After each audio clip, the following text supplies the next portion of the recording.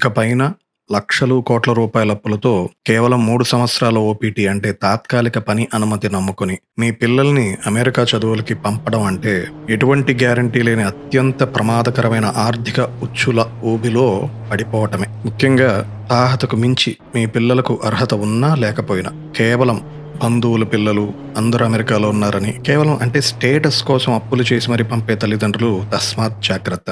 ప్రస్తుతం అమెరికా దేశంలో 7.5 లక్షల మంది భారతీయులు H1B కుటుంబాలలో ఉన్నారు. అంటే ప్రైమరీ H1B వర్కర్స్ యుఎస్ఏలో 5 లక్షల నుండి 5.5 లక్షల మంది ఉంటే H4 డిపెండెంట్స్ రఫ్లీ 5 లక్షల మంది ఉండొచ్చు అనేది అంచనా. కాకపోతే డ్యూయల్ H1B జంటలు ఉంటారు కదా, అంటే భార్యాభర్తలు ఇద్దరిలో ఎవరికో ఒకరికి H1 కి బదులు ఇద్దరికి ఓన్ ప్రైమరీ H1B వీసాలను కలిగి ఉన్న పక్షంలో కూడా ఈ H1B ఫ్యామిలీస్ మొత్తం సంఖ్య 7.5 లక్షల మార్కుని మించి ఉంటుందని చెప్తున్నారు. 2025 ఆర్థిక సంవత్సరంలో మొత్తం 4,348 H1B ఆమోదమైతే అందులో భారతీయులే 2,83,000 మంది అప్రూవల్ పొందారంట. ఇది మొత్తం కార్యక్రమంలో దాదాపు 70% వాటా. వీళ్ళకి ఒక గుడ్ న్యూస్ ఏంటంటే H1B అనేది డ్యూయల్ ఇంటెంట్ వీసా. ఇంతకుముందు వీడియోలో చెప్పినట్టు కాంగ్రెస్ H1B చట్టంలో డ్యూయల్ ఇంటెంట్ ప్రయోజనాన్ని స్పష్టంగా పొందుపరిచింది కాబట్టి చట్టపరమైనటువంటి ఎటువంటి లొసుగులు ఇందులో లేవు. కాబట్టి గ్రీన్ కార్డు కోసం వీసా స్టేటస్ అడ్జస్ట్ చేసుకోవడం చట్టపరమైన హక్కుగా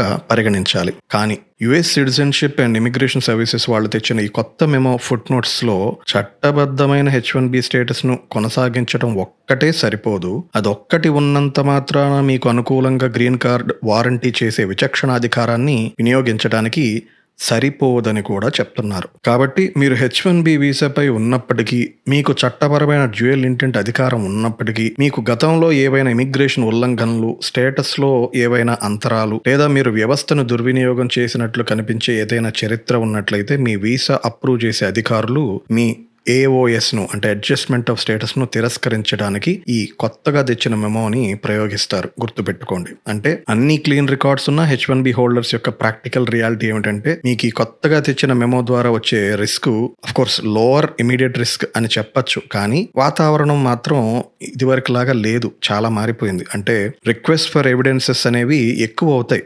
మీరు ప్రూఫ్ చేసుకోవటానికి లాంగర్ టైమ్లెస్ ఉంటాయని ముందుగానే ప్రిపేర్ అయిపోవాలి. ఇప్పటి వరకు లేని కొత్త సివియర్ స్క్రూటినీ టెస్ట్ మీరు ఎదుర్కోవాల్సి వస్తుంది. అంత నిశితంగా, క్షుణ్ణంగా, లోతుగా చెప్పాలంటే అదొక రంధ్రాన్వేషణగా పరిశీలిస్తున్నారు. కాబట్టి ఇకపైన వీసా ఇమిగ్రేషన్ సర్వీసెస్ అధికారుల విషయంలో మీరు ఎదుర్కోపోయే సవాళ్ల కోసం ప్రిపేర్ అయి ఉండాలి. ఇక L1 వీసా కలిగిన భారతీయులు EB1C గ్రీన్ కార్డు మార్గాన్ని ఉపయోగించుకోవచ్చు. EB1C అనేది ఒక US employment based first preference EB1 immigrant visa. ఇది మల్టీనేషనల్ కంపెనీస్ తమ మేనేజర్స్, ఎగ్జిక్యూటివ్స్ వీళ్ళని యుఎస్ బ్రాంచ్, అఫిలియేట్, సబ్సిడరీస్ కు శాశ్వతంగా బదిలీ చేయడానికి అనుమతిచ్చే ఒక ప్రక్రియ అనమాట EB1C అనేది. సో మీకు ఒక lengthy labour certification PRM process లేకుండానే ఇది ఒక direct pathway to green card రావడానికి ప్రత్యక్ష మార్గాన్ని ఇది అందిస్తుంది ఇన్నాళ్ళు. కానీ just like H1B visa, USCIS కొత్త మెమో వల్ల ఈ L1 వీసా మార్గం కూడా కఠినంగా మారబోతుంది. ఇది పూర్తిగా మూసివేయబడలేదు,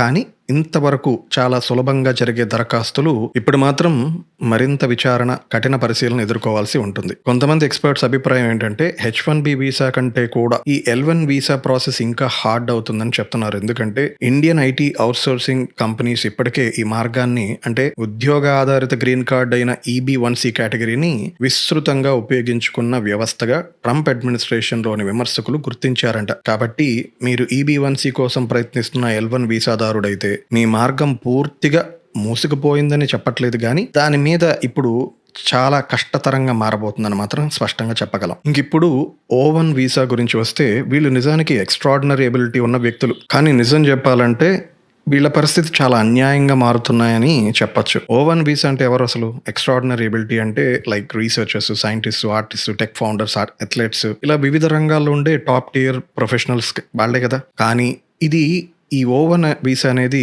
డ్యూయల్ ఇంటెంట్ వీసా కిందకి రాదు. కాబట్టి సాంకేతికంగా ఈ O1 వీసా హోల్డర్లు తమ వీసా గడువు ముగిసినప్పుడు అమెరికా విడిచి వెళ్లాలనే ఉద్దేశంతోనే సహజంగా వస్తారు. వాళ్ళకి అది తెలిసిన విషయమే. అయితే తమ రంగంలో నిజంగానే అసాధారణమైన ప్రతిభ ఉన్నందున EB1A కోసం దరఖాస్తు చేసుకుంటున్న ఈ O1 వీసాపై ఉన్న మన భారతదేశం నుంచి వెళ్లే పరిశోధకులు ఇప్పుడు ప్రధానంగా 3 సమస్యలు ఎదుర్కోబోతున్నారు. ఒకటి, H1B వీసా లాగా ఇందాక చెప్పుకున్నట్టు వీళ్ళకి నో డ్యూయల్ ఇంటెంట్ ప్రొటెక్షన్. 2, 10 సంవత్సరాలు EB-1A పెండింగ్ దరఖాస్తులు సమస్య ఆల్రెడీ ఉంది. ఈ 2 సమస్యలు ఆల్రెడీ ఉన్నవే అయితే ఇప్పుడు కొత్తగా తెచ్చిన మెమో ద్వారా కొత్తగా 3వ సమస్య ఏమిటంటే వారి దేశీయ నివాస హోదా అంటే adjustment of status extraordinary ability మీద కాదు, మీకు ఒకవేళ అప్రూవ్ అయితే అదొక ఎక్స్ట్రాడినరీ రిలీఫ్ అనే విధంగా చెప్తుంది ఈ మెమో. మీకు ఫర్ ఎగ్జాంపుల్ చెప్పాలంటే కండిషన్ ఎలా ఉందంటే ఈ O1 వీసా హోల్డర్స్ కి కేవలం మన దేశానికే కాదు, ఒక ఎగ్జాంపుల్ చెప్తాను. ముఖ్యంగా రష్యన్ దేశస్తులకు చాలా బ్యాడ్ టైం. ఈ O1 వీసాదారులకి రష్యా నుండి కూడా చాలా వందల మంది అప్లికేషన్స్ వస్తుంటాయి. వాళ్ళ పరిస్థితి ఎందుకంత దారుణం అంటే రష్యాలో అమెరికా రాయబార కార్యాలయం లేదు. పోనీ వాళ్ళకు వెసులుబాటు ఉంది, పోలాండ్ నుంచి తెచ్చుకుందామంటే, బికాస్ రష్యన్స్ కి Poland is the allowed alternate embassy. కానీ పోలాండ్ వాళ్ళు ఏంటంటే వీళ్ళకి అసలు ప్రవేశాల వీసాలే ఇవ్వటం లేదు. ఎందుకు చెప్తున్నానంటే ఈ కొత్త మేము అడ్జస్ట్మెంట్ ఆఫ్ స్టేటస్ ఇకపైన వీళ్ళు ఏమంటున్నారు, మీ స్వదేశానికి వెళ్ళి చేసుకోవాలి. అదే కదా వీళ్ళు అంటుంది.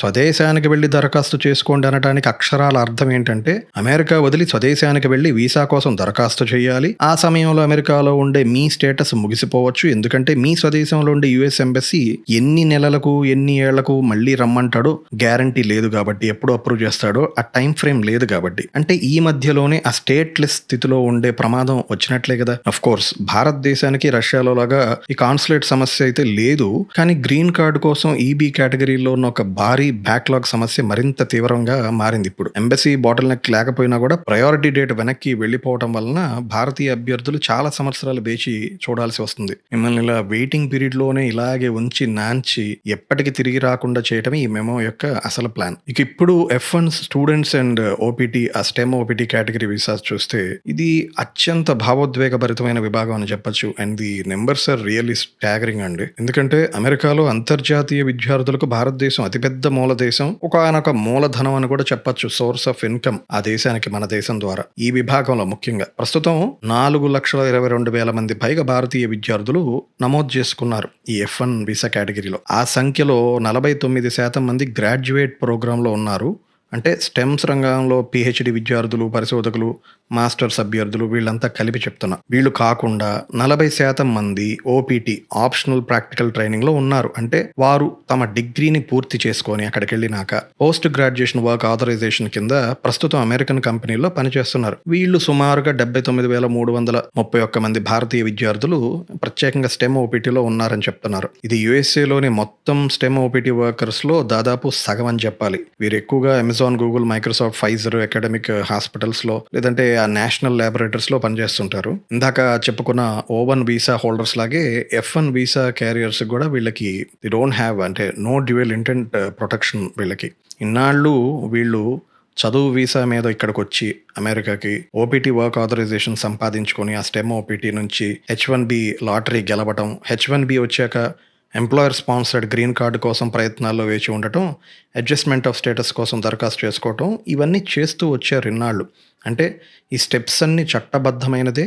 ఈ దశల్లో ప్రతి ఒక్కటి ఈ US Congress, state laws, federation laws వాళ్ళు ఆమోదించిన విషయాలే. అయితే F1 వీసా మీద అమెరికాలో చదువుతున్న విద్యార్థులకు గ్రీన్ కార్డు వైపు వెళ్ళే ఒకే ఒక్క ప్రధాన మార్గం ఇందా చెప్పుకున్నట్టు H1B లాటరీ, అదొక్కటే. కానీ ఇటీవల సంవత్సరాల్లో లాటరీ అవకాశాలు 20% కంటే తక్కువగా ఉన్నాయి. క్లారిటీగా చెప్పాలంటే H1Bకు అర్హత ఉన్న ప్రతి 5 దరఖాస్తుదారులలో 4 ఎంపిక కావటం లేదంట. దీనికి తోడు 2025 గత ఏడాది సెప్టెంబర్లో డొనాల్డ్ ట్రంప్ సర్కార్ కొత్తగా, ఇంతకుముందు వీడియోలో చెప్పాను, $1,00,000 ఫీజు విధించడం వల్ల కంపెనీలు విదేశాల నుండి కొత్త స్టూడెంట్స్, అభ్యర్థుల అప్లికేషన్స్ స్పాన్సర్ చేయడానికి వెనకబడుతున్నాయి. నేను ఇది ప్రీవియస్ వీడియోలో ఎక్స్ప్లెయిన్ చేశాను. అది చూస్తే మీకు ఈ సమస్య తీవ్రత మరింత స్పష్టంగా అర్థమైంది. సో దీంతో ఆల్రెడీ అమెరికాలో ఉన్న వారిని కొనసాగించడమే భారంగా మారుతుంటే ఇక F1 నుండి H1Bకి వెళ్లే ఆ బ్రిడ్జ్ ఏదైతే ఉందో అది ప్రతి నెల కొంచెం ఆ గేట్లు మూసుకుపోతున్నాయని కనిపిస్తుంది. ఇక ఇప్పుడు గ్రీన్ కార్డ్ బ్యాక్లాగ్ గురించి ఎవరు చెప్పని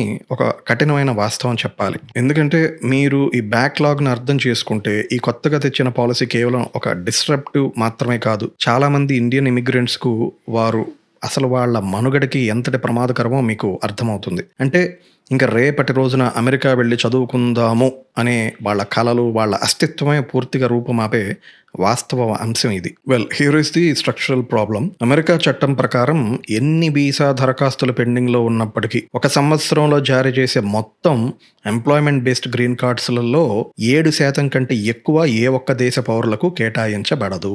7% అనేది దేశాల వారీగా ఉన్న గరిష్ట పరిమితి. పర్ కంట్రీ క్యాప్ ఈ 7% మ్యాక్సిమం అనమాట. ప్రాక్టికల్లీ దీని మీనింగ్ ఏంటంటే H1B వీసాదారుల్లో అత్యధిక సంఖ్యలో ఉన్న ఇండియన్ ఎంప్లాయీస్ ఆ వెయిటింగ్ క్యూలో 1000 మంది ఉన్నా, 1,00,000 మంది ఉన్నా మిగిలిన అన్ని దేశాల నుండి వచ్చిన అప్లికెంట్స్‌తో సమానంగా, అంటే ఒక్కో దేశం నుండి 1,00,000 అప్లికేషన్స్ ఉన్నాయనుకోండి, అన్ని దేశాలతో పాటే మనకేం ప్రత్యేకంగా ఉండదు ఒక కోటా అనేది. మొత్తం వార్షిక ఉపాధి ఆధారిత గ్రీన్ కార్డు కేటాయింపుల్లో అదే 7% కోసం పోటీ పడుతూ ఉన్నామన్నమాట. దీని ఫలితం ఏంటంటే ఇమిగ్రేషన్ హిస్టరీలోనే మునుపెన్నడూ లేని బ్యాక్లాగ్స్ కుప్పలు తెప్పలుగా పెరిగిపోతున్నాయి. ఉదాహరణకు EB2 కేటగిరీ ఇది ఉన్నత డిగ్రీ కలిగిన నిపుణుల కోసం ఉద్దేశించింది. చాలామంది భారతీయ టెక్ ఉద్యోగులు ఈ కేటగిరీలోనే చేరతారు. భారతదేశానికి కరెంట్ ఫైనల్ యాక్షన్ డేట్ ఎప్పుడుందో తెలుసా? 2012లో ఉందంట. అంటే ఎప్పుడో 2012లో తమ గ్రీన్ కార్డు పిటిషన్ దాఖలు చేసిన వారి దరఖాస్తులను ఈ USCIS ప్రస్తుతం ఈ 2020లో కూడా ఇంకా ప్రాసెసింగ్ స్టేజ్లోనే ఉంది అంటున్నారు. అంటే గ్రీన్ కార్డ్ కోసం if you are filing today in 2026 ఈ రోజు అప్లై చేస్తే అనలిస్టులు చేస్తున్న ఎస్టిమేట్ ఏంటో గెస్ చేయగలరా? జాగ్రత్తగా వినండి. 5 కాదు, 10 సంవత్సరాలు కాదు, కొత్తగా EB2 కేటగిరీలో భారతదేశం నుండి దరఖాస్తు చేసే వరకు worst case wait time scenario, ఆ నిరీక్షణ సమయం 150 సంవత్సరాలు పడుతుందంటున్నారు. ఈవెన్ అండర్ హైలీ ఆప్టిమిస్టిక్ సినారియోస్లో చూసినా, అంటే చాలా పాజిటివ్గా ఆశావాద అంచనాలతో చూసినా కూడా సగటు అంచనా కనీసం 20 సంవత్సరాలు పడుతుంది అంటున్నారు ఇప్పుడు అప్లై చేస్తే. ఇది EB2. ఇక EB3 కేటగిరీ అంటే స్కిల్డ్ వర్కర్స్ అండ్ ప్రొఫెషనల్స్ కోసం భారతీయులు కనీసం 13 సంవత్సరాలు పడుతుంది అంటున్నారు. EB1 కేటగిరీ అయితే జనరల్లీ అందరికంటే ది ఫాస్టెస్ట్ ట్రాక్ ఉండేది వీళ్ళకే. ఇందాక చెప్పుకున్నాం కదా, extraordinary ability, outstanding researchers and multinational executives, వీళ్ళకి కూడా ఇండియా ఆల్రెడీ ఓవర్ సబ్స్క్రైబ్డ్ కేటగిరీలో ఉంది కాబట్టి the final action date for EB1 India was retrogressed by up to 10 years. అంటే కనీసం 10 సంవత్సరాల వరకు వెనక్కి వెళ్ళిపోయింది. అమెరికాలో 1.2 మిలియన్లు అంటే 12 లక్షల పైగా భారతీయులు I-140 పిటిషన్ ఆల్రెడీ అప్రూవ్ పొందారు. అంటే అమెరికా ప్రభుత్వం ఇప్పటికే మీరు అర్హులు, ఎలిజిబిలిటీ ఉంది, మీ ఎంప్లాయర్ మిమ్మల్ని సాటిస్ఫైడ్, ఆయన కోరుకుంటున్నాడు, ఎలాంటి లీగల్ లయబిలిటీస్ లేవు, క్రిమినల్ హిస్టరీ లేదు, ఎలాంటి సమస్యలు లేవని చెప్పింది. అయినా ఈ 12 లక్షల మంది గ్రీన్ కార్డు కోసం క్యూ లైన్లోనే ఈ రోజుకి వెయిట్ చేస్తూ కూర్చొని ఉన్నారు. కొందరైతే 15 ఏళ్లుగా వెయిట్ చేస్తున్నారని చెప్తున్నారు. వీళ్ళలో చాలామంది అసలు పాపం ఇక్కడే అమెరికాలోనే తమ జీవితాలను నిర్మించుకున్నారు. గృహ రుణాలు, లోన్స్, మార్ట్గేజెస్, ఆ అమెరికా గడ్డపైనే వాళ్ళ పిల్లలు అక్కడే పుట్టారు, పెంచారు. ఆ పిల్లలకి అమెరికన్ పౌరసత్వం ఉన్నప్పటికీ వాళ్ళ తల్లిదండ్రులకు మాత్రం దశాబ్దాల తర్వాత కూడా ఇప్పటికీ గ్రీన్ కార్డు కోసం ఎదురు చూస్తూనే ఉన్నారు. కాబట్టి నేను మీతో చెప్పదలుచుకున్నది ఒకటే, మీరు గనక అమెరికా ఇమిగ్రేషన్ వ్యవస్థలో చిక్కుకుని ఉంటే భయపడి ఆగిపోకండి. ఒక లాయర్ని సంప్రదించండి, మీ రికార్డులన్నీ స్పష్టంగా ఉంచుకోండి, వేరే అదర్ న్యూసెన్సెస్కి వెళ్ళవాకండి, వేరే ఖర్చులని తగ్గించుకోండి, కొంచెం ఫైనాన్షియల్ డిసిప్లిన్గా ఉండండి. ఐనో బోర్డమ్ లైఫ్ ఉంటుంది అక్కడ ఎక్కువగా. మీ కేస్ ఫైల్స్ అన్ని కూడా బలంగా తయారు చేసుకోండి, మీ లీగల్ స్టేటస్ని కాపాడుకోండి. కోర్టులో ఎప్పటికప్పుడు దీని గురించి జరిగే ఆ పరిణామాలు గమనిస్తూ ఉండండి. ఎవరికి వారి ఏమునా తీరి అనుకోకుండా సమిష్టిగా ఒకరితో ఒకరు కలిసి ఎదుర్కోవాల్సిన సమయం ఇది. మీకు సమస్య ఉంటే మీలో మీరే లోపల మదనపడిపోయి భయపడి బాధపడిపోవటం వలన ప్రయోజనం లేదు. కాబట్టి ఐనో అబ్రాడ్ లైఫ్ ఎలాంటి వారికైనా ఏదో ఒక సమయంలో ఒంటరితనం చాలా భారంగా అవుతుంది. అందుకే మీ ప్రాబ్లమ్స్ ఎవరో ఒకరితోనే షేర్ చేసుకోండి. వర్కౌట్ అయితే సరే, లేదంటే మీ గురించి, మీ స్టేటస్ గురించి, అక్కడి నుంచి వచ్చేసారు, ఉద్యోగం పోయింది, ఇవి విని పట్టించుకునేంత ఓపిక, టైం, నిజానికి అంత మెమరీ కూడా జనాలకి లేదు. సో అలాంటివి అయితే పక్కన తీసి పెట్టేసేయండి. మనకి మన లైఫ్ ముఖ్యం, మన ఫ్యామిలీ ముఖ్యం, మనల్ని నమ్ముకున్న అమ్మా నాన్న వాళ్ళే ముఖ్యం. ఎవడో ఏదో అనుకుంటాడు, ఆలోచిస్తాడు అనుకుంటే సంకనాగిపోయింది లైఫ్. సో ఎటువంటి సిచ్యువేషన్ అయినా ఫేస్ చేయడానికి సిద్ధంగా ఉండండి. డబ్బు విలువైందే, కానీ పీస్ ఆఫ్ మైండ్, లైఫ్ అన్నిటికన్నా విలువైంది కదా. సో ఇది ఈరోజు ఈ వీడియోతో మీకు అన్ని విషయాలు చెప్పాను అనుకుంటున్నాను. మీకు ఇంకేమైనా క్వశ్చన్స్ ఉంటే కామెంట్లో తెలియజేయండి, నేను వీలైనన్నిటికీ సమాధానం ఇస్తాను. ఒకవేళ దీనివల్ల మీరు వ్యక్తిగతంగా ప్రభావితులైతే, లేదా మీరు ఒక ఇమిగ్రేషన్ అటార్నీ అయి ఉండి ఇది చూస్తున్నట్టయితే, just in case tell me what I got right and what I got in case if there is any wrong.